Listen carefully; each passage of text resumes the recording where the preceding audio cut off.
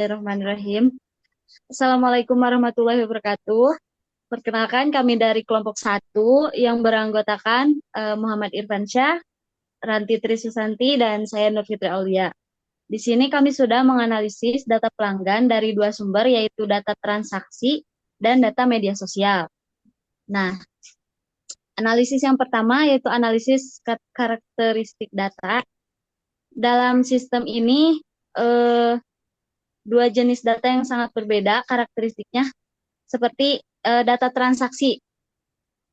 Data transaksi memiliki ciri-ciri yang sangat teratur dan dapat diprediksi, yaitu eh, slide-nya, maaf. Data transaksi itu terstruktur, jadi datanya disimpan dalam format tabel dengan kolom yang tetap dan jelas. Lalu konsisten, mengikuti skema data yang standar dan tidak berubah-ubah.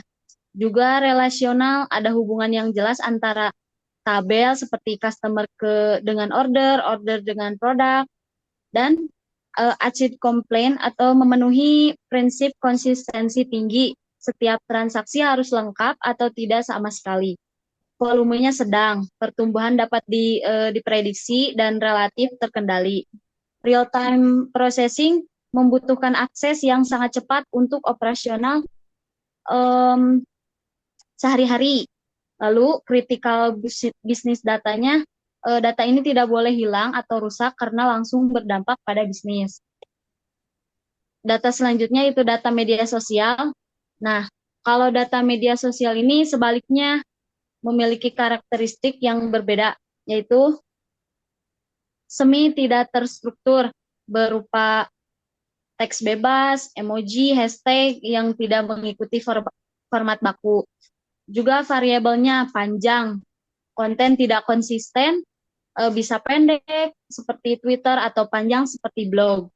Terus volumenya besar, jutaan komentar per hari yang terus bertambah dengan cepat. Velocity-nya tinggi, data masuk sangat cepat dan dalam jumlah besar secara bersamaan. Varietinya juga beragam, berupa teks, gambar, video, dan metode data lainnya. Sentimen analisisnya memerlukan analisis mendalam untuk memahami makna dan sentimen. Tren analisisnya berguna untuk memahami moral dan tren yang sedang berkembang. Selanjutnya, perbandingan DBSM mungkin akan dijelaskan oleh Ranti. Baik, selanjutnya ada perbandingan DBNS dan HADOP. Yang pertama itu dari struktur data. DBNS seperti MySQL atau PostgreSQL menggunakan data yang struktur rapi. Data disimpan dalam tabel-tabel dengan relasi yang jelas, mengikuti aturan normalisasi data, dan memiliki properti ACID yang menjamin konsisten data. Sedangkan Hadoop berbeda. Hadoop bisa menangani data yang tidak terstruktur atau semi terstruktur. Sistem ini menggunakan skema yang fleksibel, bisa membaca saat data dibutuhkan dan dapat menangani berbagai format seperti JSON, XML, teks biasa, bahkan file binary. Kedua, dari segi volume data, DBMS tradisional cocok untuk data berukuran GB hingga TB. Sistem ini menggunakan vertical scaling, artinya kita tingkatkan kemampuan dengan menambah power pada satu mesin. DBMS juga memiliki batasan untuk single machine dan sangat optimal untuk data transaksional. Sedangkan Hadoop dirancang untuk big data dari TB sampai PB. Sistem ini menggunakan horizontal scaling, yaitu menambah lebih banyak mesin untuk meningkatkan kapasitas. Hadoop menggunakan distribusi storage dan sangat cocok untuk pemrosesan big data. Ketiga, dari kecepatan akses, DBMS memberikan respon real time dalam hitungan milidetik. Sistem ini dioptimalkan untuk OLTP atau Online Transaction Processing, menggunakan index-based pass rate retrieval dan mendukung banyak user secara bersamaan. Sedangkan Hadoop menggunakan batch processing yang membutuhkan waktu menit hingga jam. Sistem ini dioptimalkan untuk OLAP atau Online Analytical Processing menggunakan MapReduce atau Spark Processing dan lebih fokus pada throughput daripada latensi. Nah, selanjutnya ada skema data transaksi. Dari DBMS itu skema data tradisional yang dirancang. Database ini terdiri dari 5 tabel utama yang saling terhubung. Dari yang pertama yaitu customer. Yang pertama itu customer.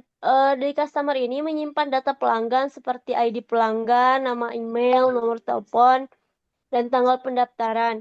Tabel kedua adalah berisi informasi produk meliputi ID produk, nama produk, kategori harga satuan, dan jumlah stok yang tersedia. Terus tabel yang ketiga itu ada transaksi.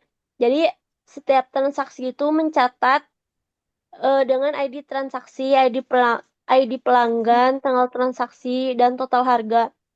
Terus tabel yang keempat itu transaksi yang detail. Jadi setiap transaksi ini berisi ID detail, ID transaksi, ID produk, jumlah barang, dan harga satuan. Semua tabel ini dihubungkan dengan kunci asing atau foreign key untuk memastikan integritas data. Di bagian kedua itu skema pemrosesan data media sosial menggunakan teknologi Hadoop. Berbeda dengan Berbeda dengan data tradisional tadi, untuk mengolah data media sosial yang sangat besar ini menggunakan penggunaan pendekatan big data dengan Hadoop ecosystem. Selanjutnya ada skema pemrosesan data media sosial atau Hadoop. Eh, Skema big data ini dirancang untuk menganalisis sentimen dan engagement dari media sosial. Yang pertama itu ada data source menggunakan HDFS. Nah, di sini menyimpan data mentah yang direktori sosial media data yang dibagi berdasarkan tahun, bulan, dan hari. Yang kedua ada data processing. Data processing itu data mentah yang diproses dan disimpan dalam format yang lebih terstruktur. Terus yang ketiga ada data analisis. Data analisis itu disimpan di beberapa direktori seperti sentimen, analisis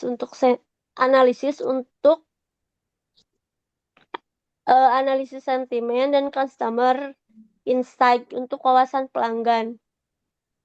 Di sini juga menggunakan Hive untuk membuat tabel virtual yang memudahkan Queen Data, termasuk tabel untuk komentar media sosial dengan berbagai metrik seperti skor, sentimen, dan engagement. Selanjutnya akan dipaparkan oleh Irfan Syah.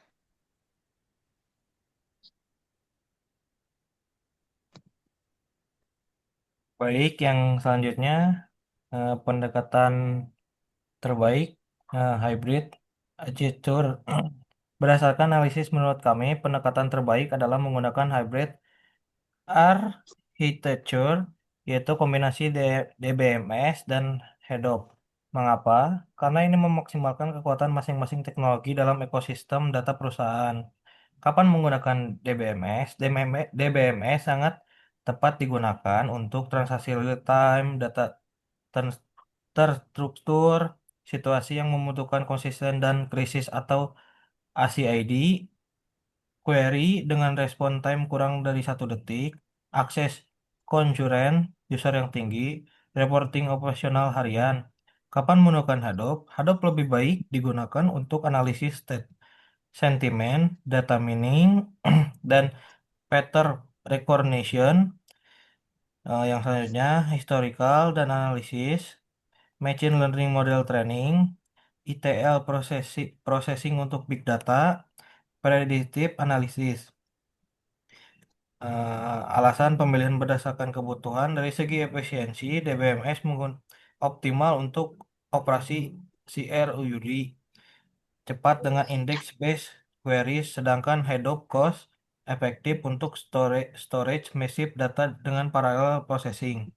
Dari segi skabilitas, DBMS menggunakan vertical scaling yang cocok untuk grow predictable, sedangkan Hadoop menggunakan horizontal scaling dengan unlimited capacity expansion.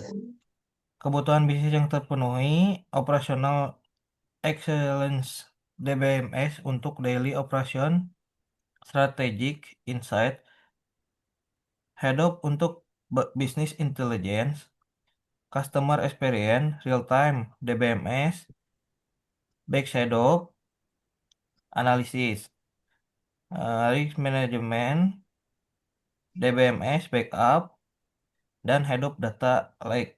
Dengan habit architecture ini, perusahaan bisa mendapatkan yang terbaik dari kedua dunia, kecepatan operasional dan insight mendalam. Baik, yang selanjutnya boleh. Nah, yang selanjutnya ada alur proses. Ada 4 tahap.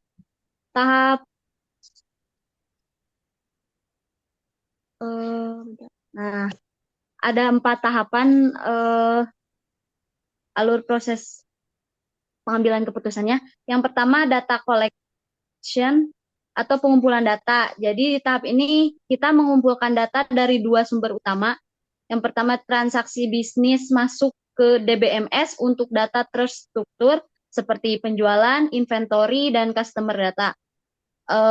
Yang kedua, media sosial masuk ke Hadoop untuk data tidak terstruktur seperti komentar, review, dan sosial media post.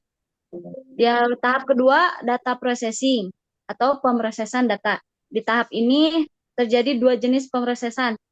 Real-time OLTP, yaitu DBMS memproses transaksi secara langsung untuk keperluan operasional. Dan batch ETL processing, yaitu Hadoop memproses data media sosial dalam batch untuk analisis sentimen dan pattern recognition. Yang tahap ketiga, data integration, integrasi data, yaitu tahap kritis di mana kedua sistem bertemu. Jadi data dari DBMS dan Hadoop digabungkan ke dalam data warehouse, lalu Unified Analytics dilakukan untuk mendapatkan insight komprehensif dan cross-referensi analisis, menghubungkan data transaksi dengan sentimen media sosial. Dan di tahapan yang keempat,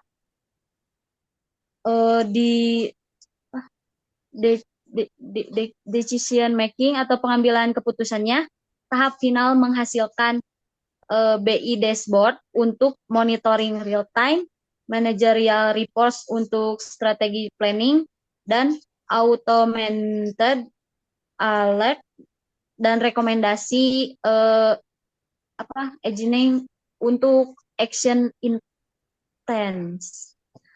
Proses integrasi data. Proses integrasi data itu ada 6 langkah. Yang pertama, ekstrak.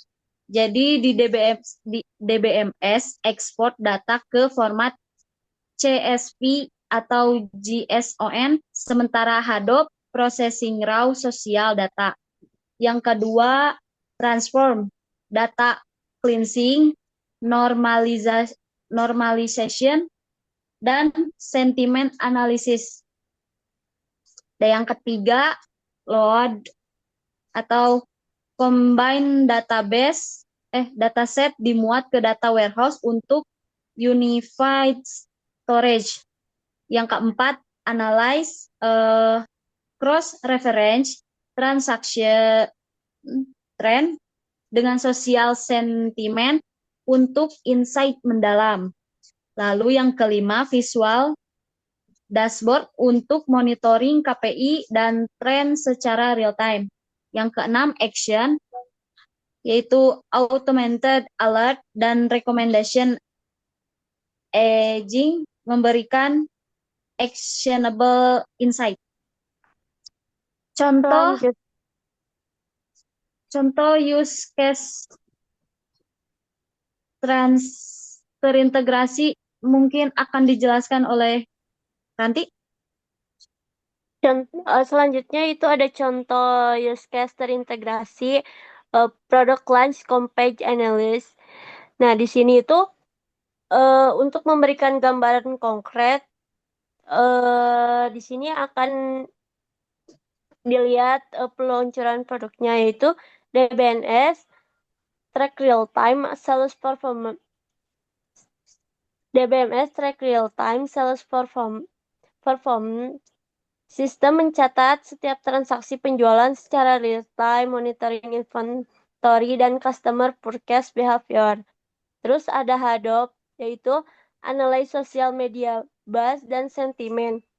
Di sini sistem menganalisis mention di media sosial, sentimen analisis dari review dan komen, serta engagement metrics. Terus selanjutnya ada integration, yaitu correlate sales peak dengan positive mention.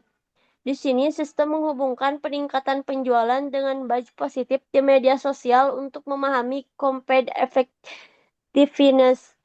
Terus selanjutnya ada division, yaitu adjust marketing budget allocation. Nah, di sini berdasarkan correlation analysis, manajemen dapat real quote budget ke channel yang paling efektif. Terus yang terakhir ada action. Di action ini ada automatic campaign optimization, yaitu sistem memberikan rekomendasi otomatis untuk optimasi campaign berdasarkan real-time data dan sentimen analisis. Mungkin hanya itu yang dapat kami paparkan mengenai analisis karakteristik data. Kurang lebihnya mohon maaf.